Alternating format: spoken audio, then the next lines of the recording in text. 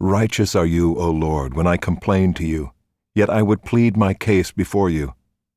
Why does the way of the wicked prosper? Why do all who are treacherous thrive? You plant them and they take root. They grow and produce fruit.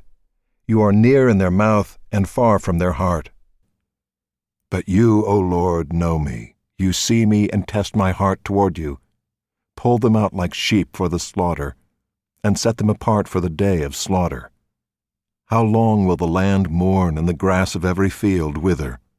For the evil of those who dwell in it, the beasts and the birds, are swept away, because they said, He will not see our latter end. If you have raced with men on foot, and they have wearied you, how will you compete with horses?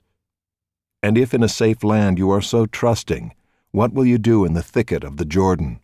For even your brothers in the house of your father, even they have dealt treacherously with you. They are in full cry after you. Do not believe them, though they speak friendly words to you. I have forsaken my house. I have abandoned my heritage. I have given the beloved of my soul into the hands of her enemies. My heritage has become to me like a lion in the forest. She has lifted up her voice against me, therefore I hate her. Is my heritage to me like a hyena's lair? Are the birds of prey against her all around? Go, assemble all the wild beasts, bring them to devour. Many shepherds have destroyed my vineyard, they have trampled down my portion, they have made my pleasant portion a desolate wilderness. They have made it a desolation, desolate it mourns to me. The whole land is made desolate, but no man lays it to heart.